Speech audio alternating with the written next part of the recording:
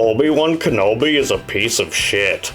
Oh, no, I don't mean the show. That's actually been pretty good. Mostly. No, I just mean that canonically, Obi Wan Kenobi is a giant asshole. And maybe they redeemed him a bit in that animated series, but I haven't watched that kiddie bullshit and you can't make me. When very first introduced to Anakin, he refers to him as another useless life form. I mean, I hate kids too, but come on, man. He then reluctantly agrees to train him only because his dead master would have wanted him to, but then it seems all he ever does in the years to come is berate him and try to embarrass him in front of their peers. He never once stood up for Anakin to the Jedi Council, despite him literally being the only reason he isn't dead on a spaceship, and then turns around and proudly accepts the mission Anakin volunteered for but was denied. Gee, thanks, prick. Oh, and before we move on to the rest of the shit with him and Anakin, we need to talk about the clones. Obi-Wan discovers they have a clone army of brainwashed children, bred to die as cannon fodder for the Republic, and his first thought isn't, this seems a little unethical. No, instead he's like, hell yeah, brother, when can we get the first batch? Then any moment in battle with these clones, the second any of them die in his squad, he doesn't give them a moment of thought. And even when Anakin has the opportunity to save them, he specifically orders not to help them.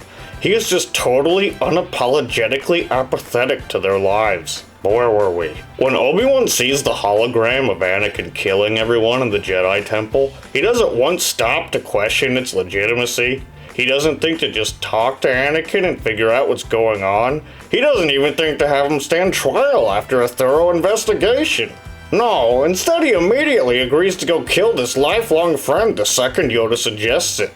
He then proceeds to go to Padme and tell her he's going to murder the father of her children, and when they land on Mustafar after sneaking into Padme's ship without her knowledge, Anakin sees Obi-Wan and assumes there's something going on between the two of them. And he doesn't bother to correct him, he just lets him believe that. So then they have their duel. Obi-Wan chops off his limbs and then just leaves his quote-unquote good friend there to slowly burn alive in a pit of lava. Instead of, I don't know, taking him to a space hospital? I mean, what's he gonna do at this point, nub you to death? At the very minimum, we should have at least given him the courtesy of a quick and painless death. But no. He lets him burn to a crisp right in front of him while he yells some bullshit about how much he loves him.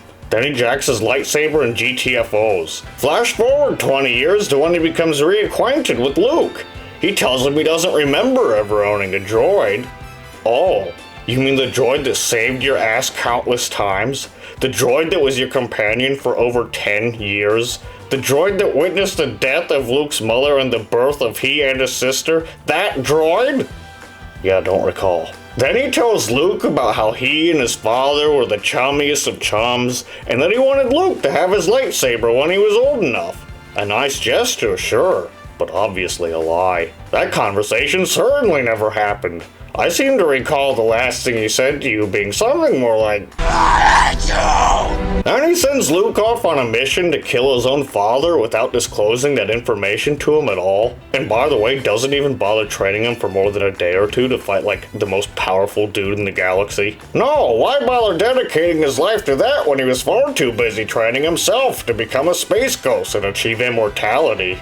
I mean, imagine if Luke had succeeded, and then Obi-Wan is like, oh, by the way, that was your dad, lol. Imagine how angry and betrayed Luke would feel.